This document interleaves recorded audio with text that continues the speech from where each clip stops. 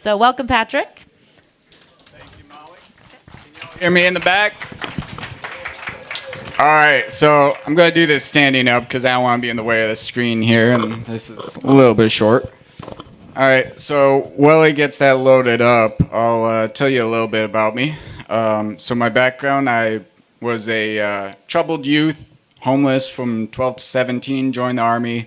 In the Army, I was blown up in 2009 in Iraq. I had a head injury, and I became an acquired savant. Once I became an acquired savant, I started inventing in 2009. And I started working on the technology I'm about to present here. So this is about 15 years of development on this. And aside from that, I have 7 different companies on the XRP ledger and tokens. Reaper Financial, Ascension Index, Box, ARK Institute, and Pillars, as well as tokenized gold and silver. So I'm really excited to get into this with you.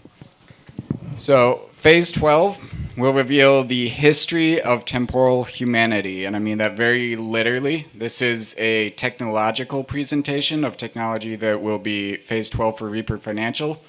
For Reaper Financial, we are working on targeting the debt, tokenizing the debt, and allowing you to tokenize your labor so that instead of selling your future to afford you a present when you go and buy a house and you sell your next 30 years, you're able to afford your present based on the work you did in the past. And that's what Reaper is starting as, but it is going to graduate to its own bank and eventually servicing the global reserve currencies. And at some point, we're not going to need the money anymore in the way that we need it now. We'll be at that Star Trek next generation level where it exists, but you're not actually going to need it. And something has to come after that, and that's what phase 12 is about, but we're going to get started right now. Slide. So the history of temporal humanity is named Thoth, as in the god of knowledge, and that's by no means a religious thing, and you'll see why. Slide. So this is about 4 disruptive technologies. These are all my own inventions. This is not a leak. This is not a disclosure. This is simply things that I worked on myself. And I'm going to talk about 2 specific use cases, although all of these technologies have infinite different use cases that they could apply to. Next slide. So this is open source. I am sharing this with the world. I am not asking for money. I have minted these to multiple different blockchains so that they can be pulled up by anybody publicly and they can be reviewed. And you can download them, you can copy them, and you can create them and use these devices yourself. I want you to do that. If you want to mine Bitcoin without the energy costs, you're going to be able to do that based off of this. Next slide. I will mention on that last slide, I did say unpatented. These are unpatented, and that is because the 1951 Invention Secrecy Act is basically the way that the government has hid those 6,000 patents that we all know about. Now, I'm not asking for the government's permission to do this. I am putting this information out to the public, and they have no say in the matter unless they want to take down multiple blockchains. All right, the first technology is the Riley radial. Next slide. So in 2009, I asked myself a simple question. How do you get force without an explosion or exhaust in a motor? And the answer, as many of you already know, is electromagnetism. Now, I settled on a design that is a radial motor with 8 piston clearances, and this specific design is 30 centimeters in diameter with a 21 centimeter clearance in the center and 8 4-centimeter clearances for pistons. Next slide. Now, we can all agree that a north pole and a north pole of 2 opposing magnets is going to cause magnetic repulsion, right? That's a commonly accepted fact. Okay, next slide. So where you see the darker color there, it's supposed to be red. I don't know how it shows up on the screen there, but that red represents a permanent magnet, and that is on the base with a modular partial crankshaft that is floating over that permanent magnet using magnetic repulsion with a permanent magnet. So there's no electricity yet. And on top of that portion of the crankshaft, we have another permanent magnet. Next slide.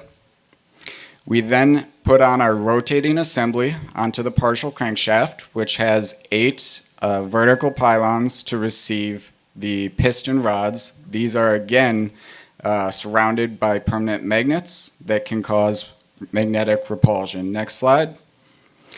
Now, if you look at the top here, we're putting on our piston rods and pistons onto those vertical pylons. We're capping it with the second portion of the rotating assembly, and we're putting the second portion of our crankshaft on top of that.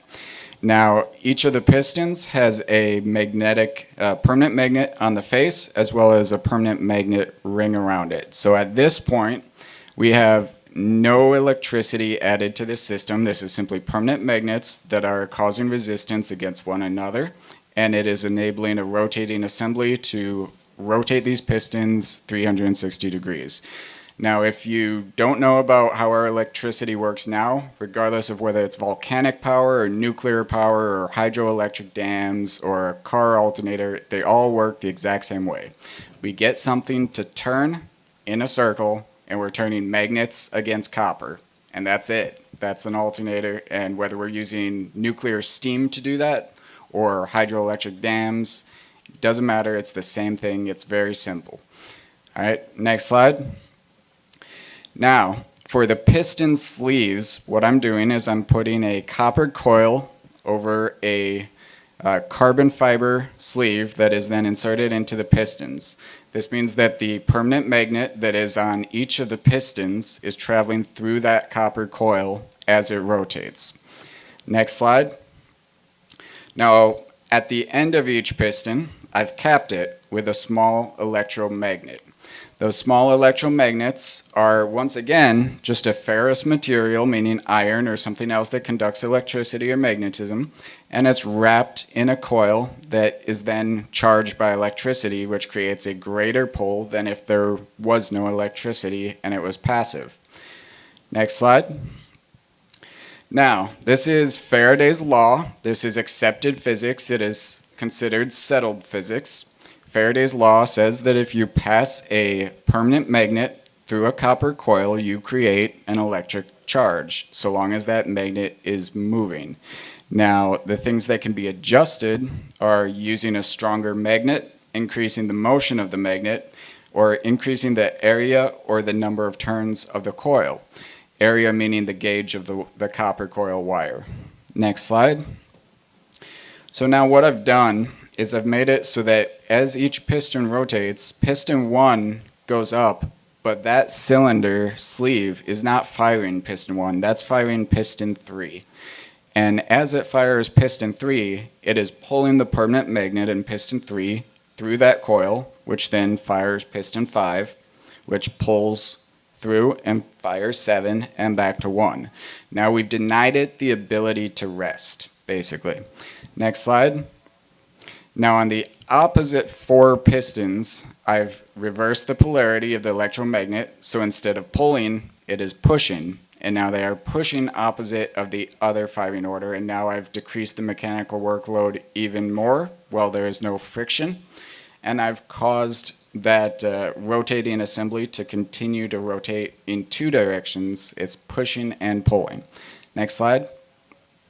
So the way that looks as piston 1 goes up, piston 5 is pushing on the center. As piston 3 goes out, piston 7 is pushing, so on and so forth. And again, that is reducing the mechanical workload. Next slide. Now what that means is that each module has 2 free rotating ends of the crankshaft, and the crankshaft can turn an alternator. Alternators are very standard accepted technology, and that is again what we are using in every single electric device we have today, except for solar panels, pardon that. So now it is designed to be modular so that this is a stackable design, and because you can stack it with a slightly different crankshaft receiver, that means that each 45-degree turn of the crankshaft module means that you are now turning a different piston at each point in time. Next slide. Now this is just a standard car alternator right now. I know it looks a little bit scary for some people if you're not into cars, but the point is you have a rotor in the center, which is your permanent magnets. It's turning inside a stator, Your stator has 3 different copper coils at 120 degrees, and that feeds a rectifier with 6 different ends, and that's your DC current or your direct power, right? Next slide. So now, what does this mean? As long as rotation is not overpowered by friction, which we have no friction because we're using magnetic repulsion, the passing of the permanent magnet through the coil is sufficient to power the electromagnet, and the electromagnet is sufficient to pull the stable magnet without overcoming the rotation assembly's magnetic repulsion, and the force of the rotating body is sufficient to overcome the alternator's winding resistance, which is as you turn the alternator, there's going to be some resistance between those magnets and the copper coil within the alternator. So any of those things can be adjusted by tuning and by the mechanical properties without having to change the physics whatsoever. That means that you can use a stronger magnet, you can turn the motor faster, you can increase the gauge of the wire, or you can increase the number of turns in the copper coil that is around the piston sleeve. And in that, next slide, we have our device here, which is designed to be stacked up to 8 because there are 8 pistons, so you would at all times have 1 piston in each direction being pulled and 1 in each direction being pushed, and you've now reduced the mechanical workload as much as you can mathematically reduce it for this design. But that also means, because you have 2 free rotating ends, you can put 1 alternator at the top, 1 alternator at the bottom. The alternator that is at the top can now assist in firing the electromagnets that is throughout the rest of the device. So that means we can use the crankshaft for timing, and we can fire on specific pistons down around the stack in a helical pattern. And now we have an exponential energy production in the bottom alternator that is limited only by the mechanical properties, because at some point we would probably melt the copper. Next slide. And so this is the final design or product of how the Riley radial motor portion of this works.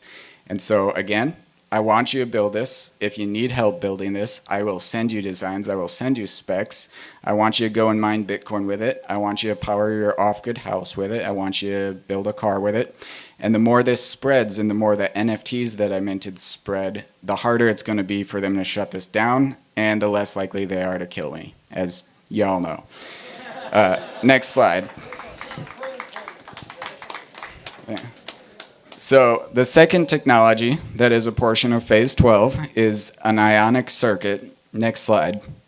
Now, ionic drive, and this is just a YouTube channel of a hobbyist that built this one. Basically the way that it works is you've got a live side, and it's really hard to see here because he used fishing line.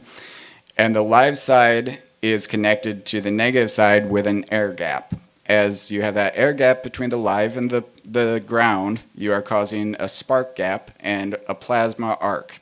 When the plasma arcs between the live to the ground, you are pushing positive ions in a specific direction to create thrust. Next slide. So I thought that design could use some improvement, so I went with something a little bit beefier, and this is designed to be a 3D resin printed and a silver electroplated waffle, as I call it, but it's a hexagonal design with these barbs at the end so that the silver can shoot off the positive ions more aggressively. Now, because this is silver coated, it is the best conductor that we know of. It's more conductive than copper, as short of iridium and things that are really exotic that I can't afford. Next slide. And this is my ground terminal, which is a electroplated in gold terminal, because gold is one of the least conductive materials, and it will not receive those ions as they are shot at it. And you'll notice it's a little bit rounded at the top and sharp at the bottom, and that's again so that those ions can kind of fly around it. Next slide. Now, the ionic drive circuit, this is the circuit I designed, and basically what I did here is similar to with the electric motor. I am denying them rest. I'm denying the positive ions the ability to stop. So the first disc and the second disc are both lives. The first is firing at the third, but before those ions from the first get to the third, the second live plate is catching those ions and it's propelling them to the fifth. but before they get there, the fourth is catching it, and so on and so forth to the end. Now I'm creating, again, a no-rest scenario where I'm accelerating the amount of ions being pushed through this fractal design. Next slide. Now we're going to take that and we're going to wrap it in permanent magnets, and we're going to wrap it in a coil because I like coils and magnets. And when we do that, we're causing, again, a helical spin and a compression on those ions that are within the device. Next slide.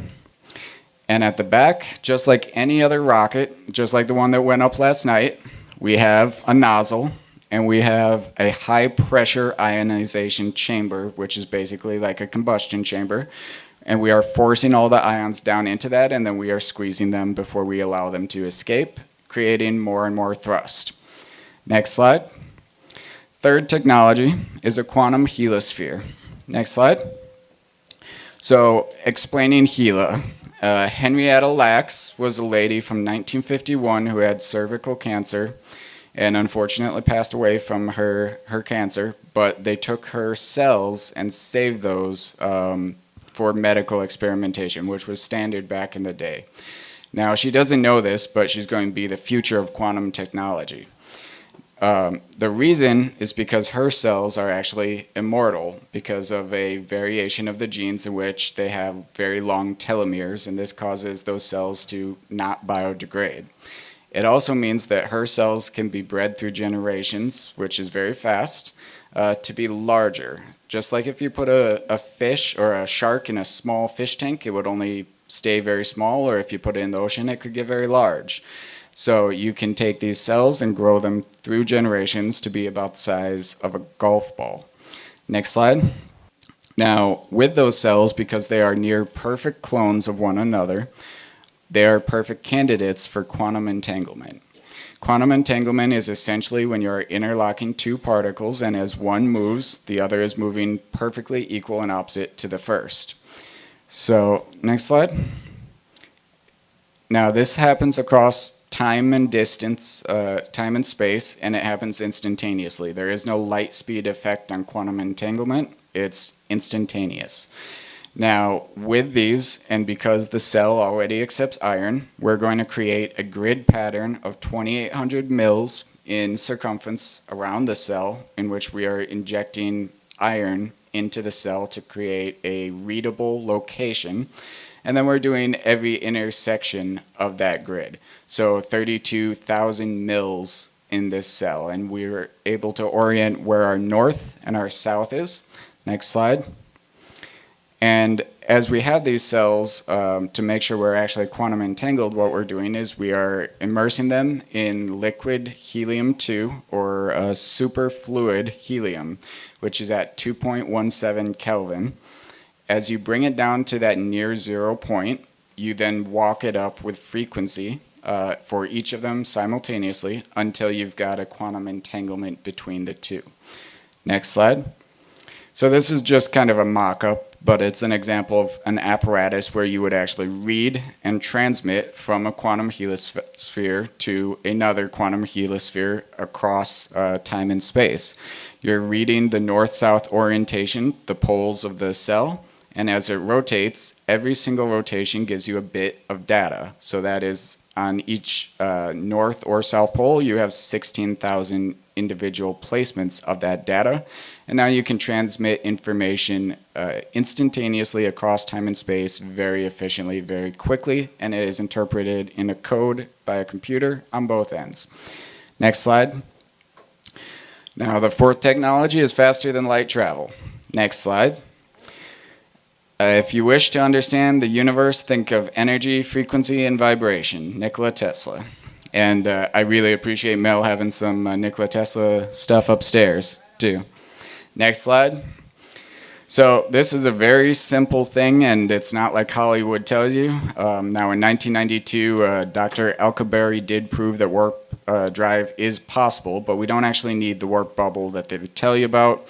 What I am using is ultraviolet C radiation, UVC light, which is a very heavy photon, which is large enough to push gold or silver foil if you shine just a simple UVC light at that gold foil.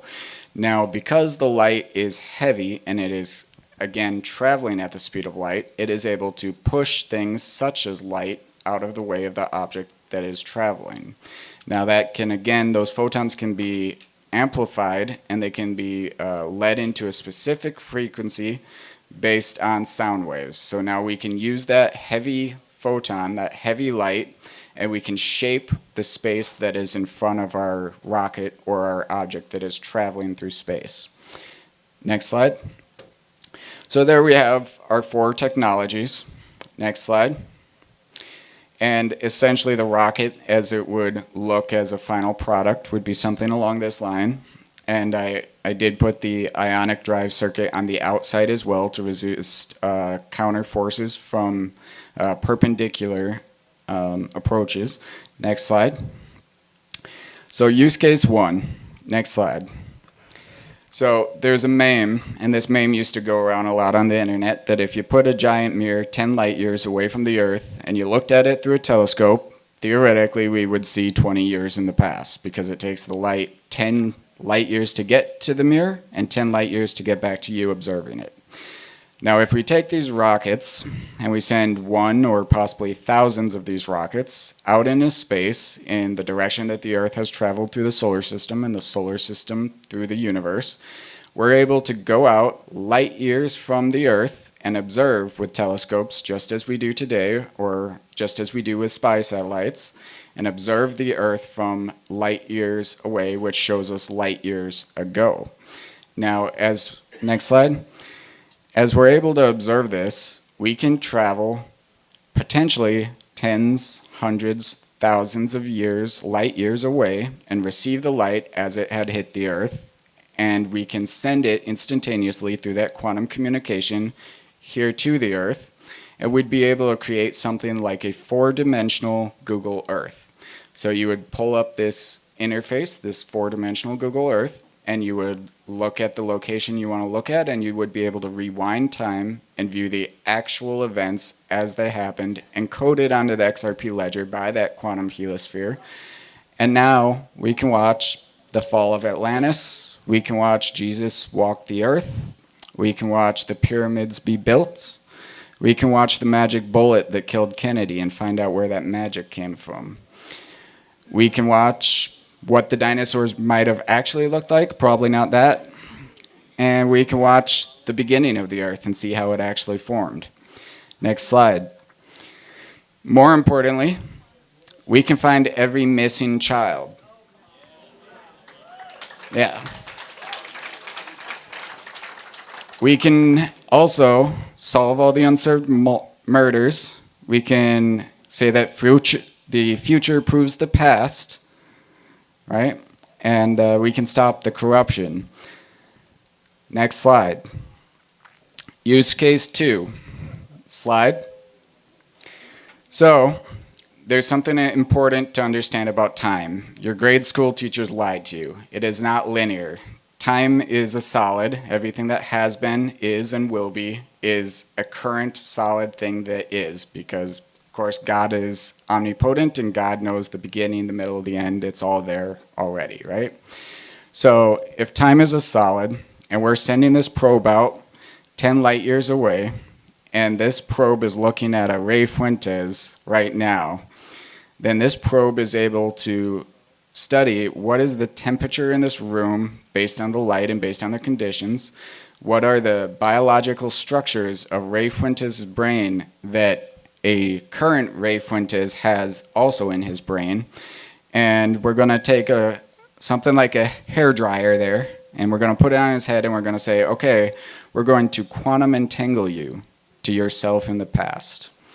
And now, it's already quantum entangled. It is. It is. So that's the point I'm getting to here. So now he's going to be able to send himself thoughts that would be something like a deja vu, and of course we won't know how this works until we do it, but he'd be able to influence himself in the past simply by thinking it in the future, because his brain in the future can be completely interlocked with his brain in the present here.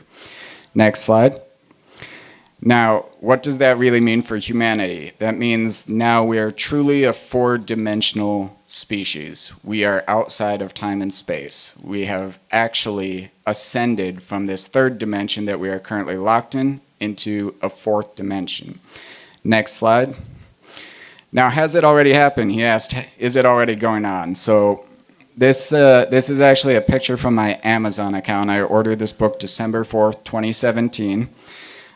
Why I ordered this book is because my son, who was born in 2012, so he was 4.5 at the time, he kept writing a formula. He was writing it on a fridge, he was writing it on his crayons, he was writing it everywhere. And I couldn't figure out what this formula was, I had no idea.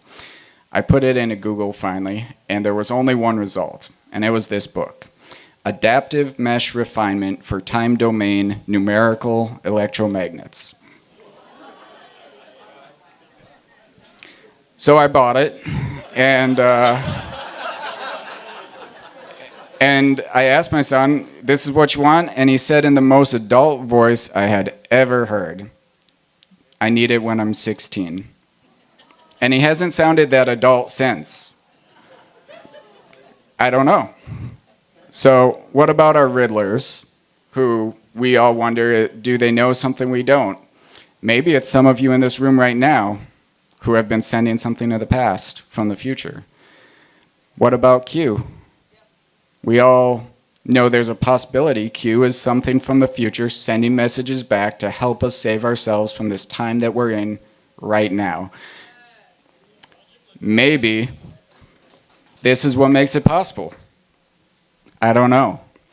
Mr. Poole? I don't know. Next slide. So now I do have the designs minted on the XRP ledger, and this is viewable on BitHomp or Sologenic or any of those things, and I encourage you to download these. I encourage you to share them.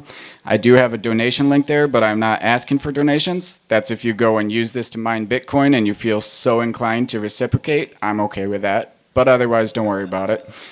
And that's a wrap.